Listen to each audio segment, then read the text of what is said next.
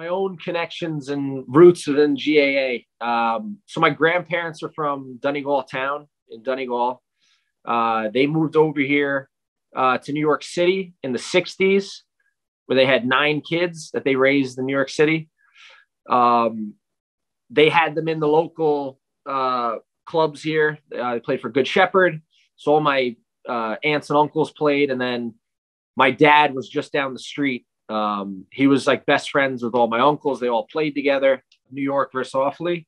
It's exciting. I believe it's the first non-conic matchup that New York's had.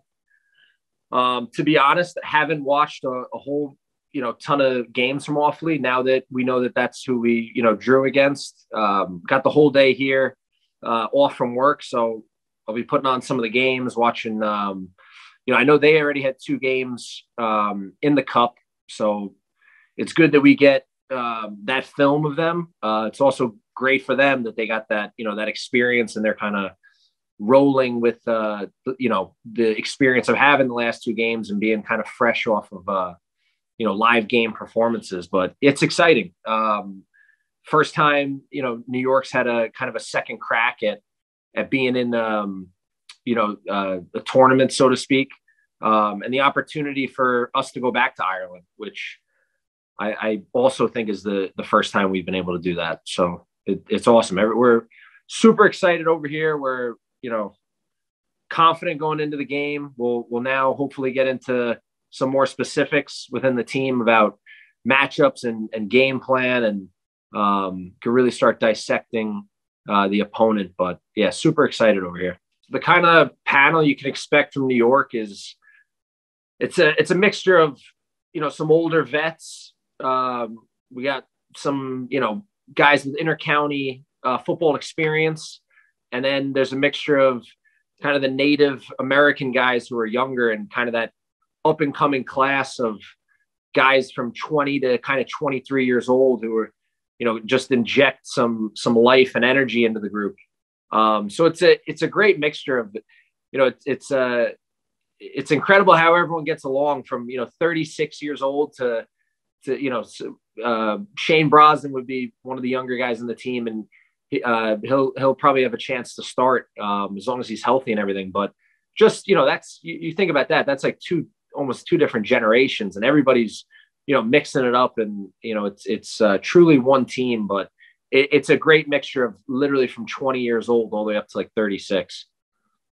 We just had a team workshop yesterday, and one of the main talking points was, this is a business trip. We're not going over for a holiday. A lot of the guys on the team, if they're Irish born, some of them haven't been home in a few years. So there's going to be the pull of, family members coming to the game, and people reaching out and saying, oh, you're back home. And there's just the talking point yesterday, and the consensus among the group was, when we head over and land Thursday morning, from Thursday to Saturday, it's all business. There's a lot of eyeballs on us. The support that we're getting from people here in the New York GAA community is, overwhelming. So you don't want to let anybody down, and to go over there and do something stupid, or, take the foot off the gas between Thursday and Saturday, would be letting all those, people down. The training we do is in Gaelic Park in the Bronx. So we got guys traveling from Brooklyn, from Queens, from New Jersey. Some of especially with rush hour in New York, you're leaving work at 5, you're looking at maybe a 2-hour ordeal just getting the training. So, there's a big commitment as far as, I'm leaving work, I put it in parentheses early at, 5:15, 5:30, and I'm racing to get to the train, to get home, throw my bag together, out the door, make sure I'm, on the field early enough to get a stretch in, make sure I'm warmed up before the training starts. So there's no time wasted. And I live in the Bronx, so I'm only, 10 minutes from the field, not even. And it's a hassle. So, you tip your hat to the guys from Queens who are traveling in the rush hour, and it takes an hour and a half. It's a huge commitment. That's why I said the fact that the energy hasn't dipped, and the amount of guys who stayed on, and it could have been easy to drop off the panel after Sligo and say, job done, sorry, I got work commitments. The amount of guys that stuck around and stayed on is it's a testament to them. We're very, very aware that, kind of going over as a team to Ireland, some guys maybe for the first time or, just taking it all in, that it's, kind of blinders on until Saturday and until the game's over. The general view of the team is, that we can get a result. We're not going over being the, kind of the token New York team. And, we're just, there to take in the sights and kind of be a rollover team for someone just to get on to the next round. Same going into the Sligo game.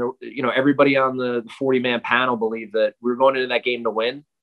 After the first, after the throw-in and at halftime, everybody, probably had that belief, even more so that, we're going to win this game. And for the last 6-7 weeks, it's been nothing but confidence and, just optimism. There's been no heads down. There's been, the amount of energy and everything at practice hasn't subsided at all. So, we're going into this game wholeheartedly believing that, we're going to come out the victors.